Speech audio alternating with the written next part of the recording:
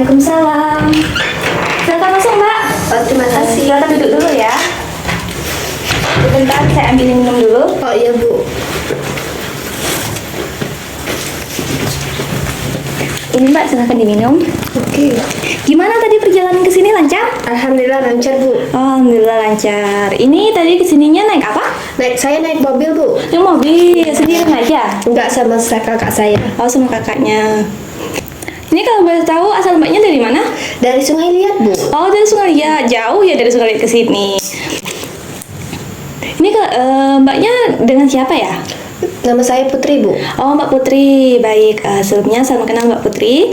Perkenalkan, nama saya Revalia Ananta yang akan memandu kegiatan konseling kita pada hari ini. Ini Mbak Putri kesibukannya apa sekarang? Nggak ada sih Bu, cuma lagi nunggu wisuda aja. Oh, nama wisuda ya. Iya. Ini kuliahnya di mana? Saya kuliah di IAIN Syekh Abdurrahman Siddiq Bangka Belitung Bu. Oh, dia ya. Ngambil jurusan apa, Mbak? Akuntansi Syariah Bu. Oh, akuntansi. Oke. Baik, sebelum kita memulai konseling kita pada hari ini, saya akan menyampaikan beberapa ketentuan ya, Mbak, yang akan berlaku selama proses konseling berlangsung. Nah, pertama-tama saya akan menetapkan durasi waktu untuk sesi konseling kita ini sekitar 35 menit sampai 45 menit. Nanti Mbak silakan menceritakan permasalahan apa yang Mbak alami, dan juga Mbak tidak perlu khawatir tentang data diri Mbak karena kami telah menjamin kerahasiaannya, dan juga saya telah memiliki izin resmi untuk melakukan praktek konseling ini. Jadi bagaimana, kita langsung ke sesi konselingnya saja ya Mbak? Iya Bu. Baik, sebelumnya Mbak Putri pasti sudah paham datang menulis saya itu untuk apa. Nah, bisakah Mbak Putri ceritakan hal apa yang membuat Mbak Putri datang menulis saya? Jadi begini Bu, saya itu takut dan cemas tentang masa depan setelah saya lulus kuliah nanti. Saya takut tidak berguna dan tidak dapat pekerjaan yang baik Bu. Oke, jadi Mbak Putri ini merasa takut dan cemas terkait masa depan nih ya. Iya. Jadi bisakah Mbak Putri ceritakan lebih detail lagi terkait situasi ini dan pemikiran yang membuat Mbak cemas itu? Begini Bu, saya itu khawatir tidak dapat pekerjaan yang baik atau pekerjaan yang saya minati, dan juga saya takut bersaing dengan lulusan yang lain Bu, dan juga saya takut usaha kuliah saya bertahun-tahun itu jadi sia-sia. Saya juga takut saya juga takut mengecewakan diri sendiri dan mengecewakan keluarga saya sendiri Bu. Oh, oke. Baik, karena hal ini mari kita menggunakan pendekatan REBT untuk menghilangkan pemikiran negatif dari Mbak Putri ini, itu dengan menggunakan teknik ABC. Bagaimana menurut Mbak? Baik Bu. Pertama, mari kita mengidentifikasi pemikiran Mbak Putri atau pemikiran yang memicu ketakutan Mbak Putri. Nah, pertama kita ke langkah yang E, yaitu peristiwa yang memicu ketakutan Mbak Putri. Dimana tadi kan Mbak Putri menyebutkan bahwa Mbak Putri ini merasa takut dan cemas terkait dengan masa depan Mbak, karena takut nanti setelah lulus kuliah Mbak ini takut tidak mendapatkan pekerjaan secara langsung dan sesuai. Apakah benar? Iya Bu. Oke, baik. Selanjutnya kita ke langkah yang B, di mana B ini merupakan keyakinan yang Mbak miliki terkait pemikiran Mbak, di mana apa yang Mbak pikirkan atau Mbak tanamkan kepada diri Mbak bahwa jika Mbak tidak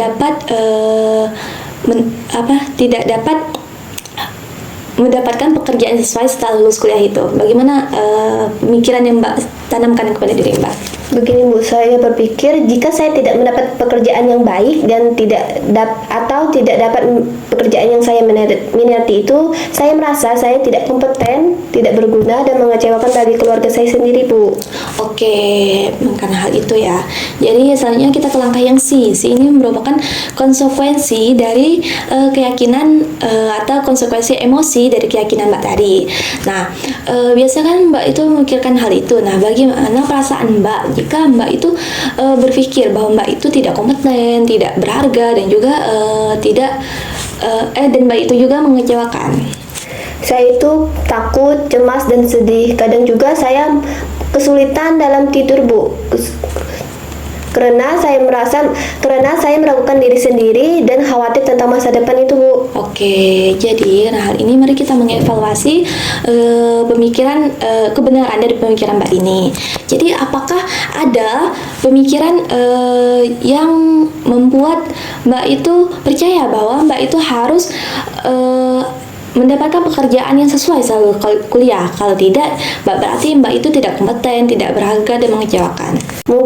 Mungkin begini ya, Bu, karena saya dibesarkan di lingkungan atau di keluarga yang menekankan sukses itu dilihat dari pekerjaan yang baik dan gaji yang tinggi, Bu. Oh, baik. Jadi, mari kita pertanyakan keyakinan ini. Apakah ada bukti nyata bahwa kemampuan dan nilai seseorang itu diukur dari seberapa cepat dia mendapatkan pekerjaan setelah lulus kuliah? Sebenarnya tidak sih, Bu. Saya juga tahu bahwa beberapa orang membutuhkan waktu untuk menemukan pekerjaan yang cocok bagi mereka, Bu.